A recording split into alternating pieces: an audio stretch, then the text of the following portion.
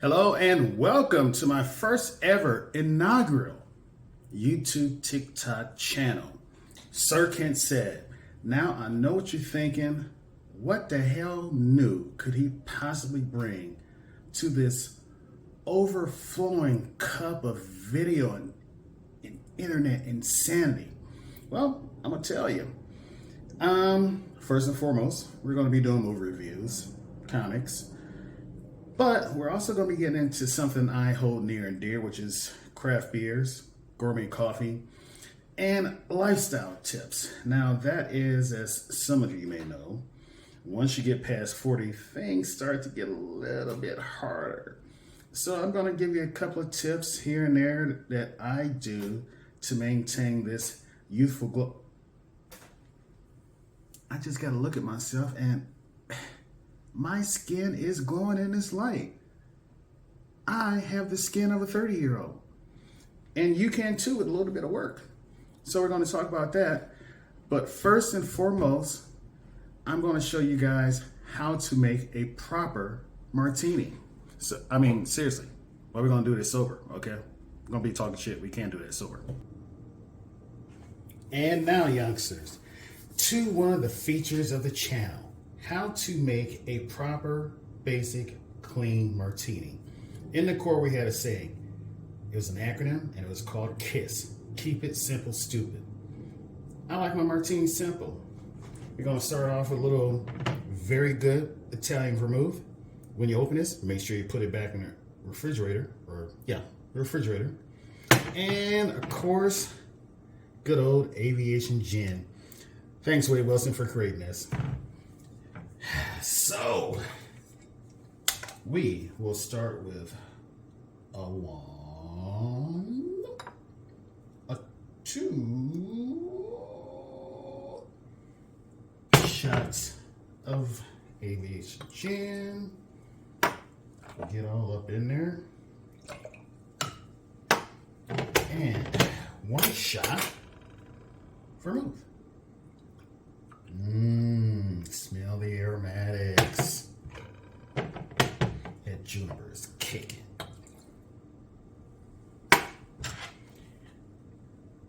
Stir.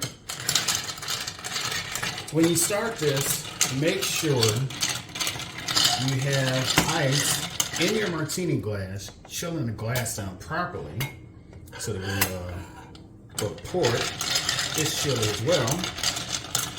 I like my martinis stirred, not shaken, because you can never find the fucking barkeep to shake it properly long enough.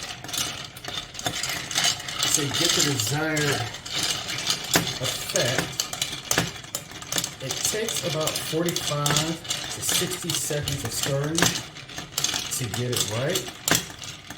A good martini will have ice crystals in the glass. And this is a labor of love. Nice adult beverage love. That should just about do it.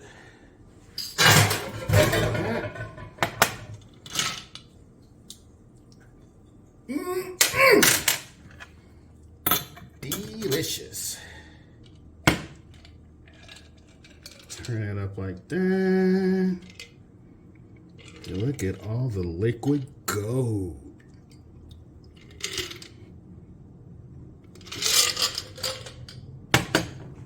And since I don't like olives, I use lemon as a garnish. So there you have it.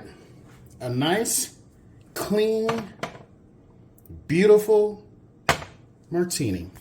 So let's go ahead and talk about this damn Black Adam movie, huh? Hello and welcome back. So let's talk about Black Adam.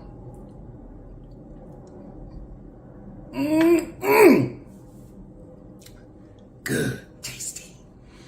Black Adam was made for about $195 to $200 million. It was directed by Jamie Colette Sierra.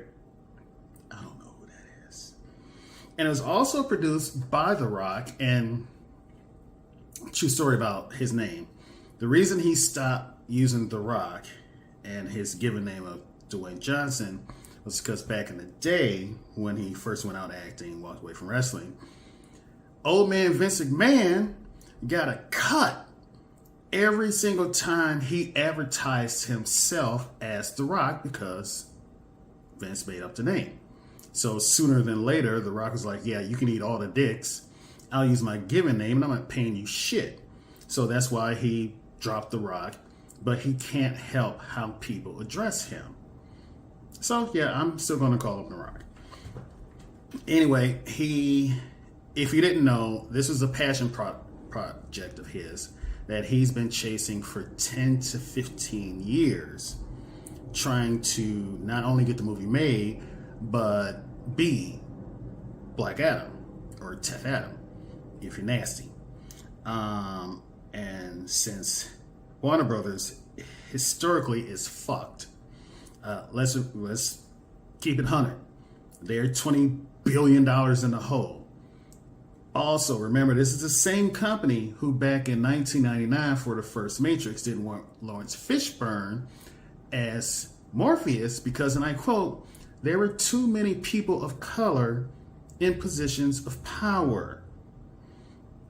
And the Wachowski brothers told him, yo, man, we tried selling it to Harrison Ford. We tried Sean Connery. Both the old white dudes turned it down because at the time, nothing like that had ever been done. They just couldn't wrap their heads around it. So we brought in Lawrence. He read for it. We like him. We want him for the role. If we don't get Lawrence Fishburne, you don't get the fucking movie. We'll take it to MGM or Paramount or something like that. And the rest is entertainment history. And that somewhat explains how Warner Brothers is in the current predicament they are in now. But I digress. You'll find two things about me going forward with the movie reviews. I will never review them opening weekend, even though I did go to see this one opening weekend, because, you know, your paycheck may not drop until next week. And I will never, like before the movie even drops, give spoilers. I fucking hate that. Don't spoil the movie. I mean, if you want to drop hints or something like that, but just cut that shit out, okay? And I'm not going to be one of those assholes opening weekend reviewing the movie saying, have you seen it? I'm not going to do that.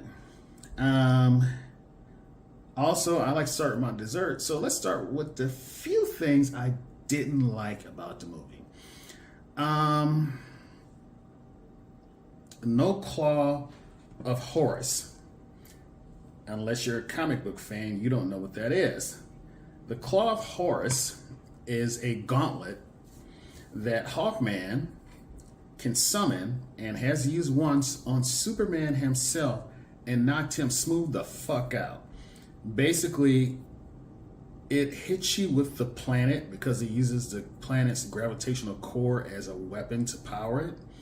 So at one time, Superman was carrying him up in the air. This is during the Public Enemies, him and Batman, up into orbit. He thought it was going to suffocate him. He summoned it to his arm, knocked him from high orbit. He cratered, broke his nose, and knocked him out. I would have liked to have seen that used on Black Adam. Also, they didn't exactly stay true to the comics, because in the comics, Tef murdered his nephew. The power of Shazam was split between him and his nephew. His nephew wanted to free Kondak peacefully. Want to give him a chance. He just wanted to run the bad guys out. And Tef was like, yo, man, no. We got to stomp these fools out. I'm punching holes in chests up in here. I'm taking much boot to ass up in this motherfucker. And the kid was like, no, we should try and find a humane way to run the oppressors out. And Tef wasn't having it, so he killed the boy and called down the lightning, and the power, all of it, flowed into him. So that's one of many reasons the wizards imprisoned him. Maybe that was just too much for them. Obviously, it was too much for them. I would have liked to have seen both of those. So those are my two biggest dislikes. The CG boss fight,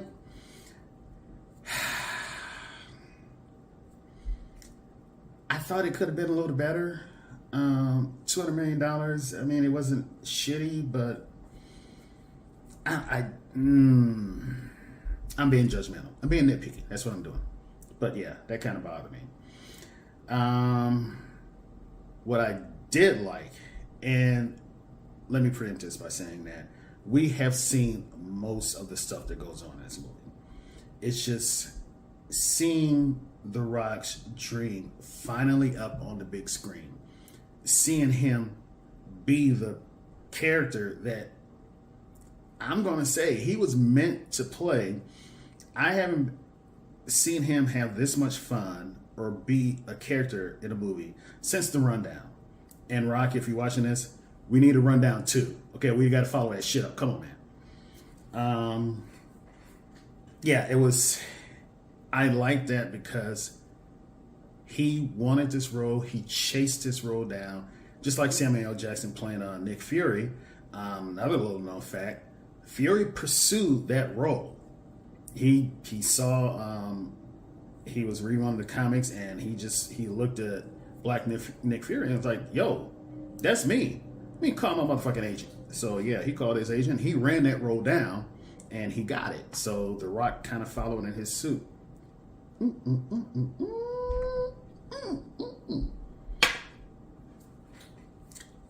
So yeah, one of the things I absolutely did love about this movie was he had a Quicksilver scene in it.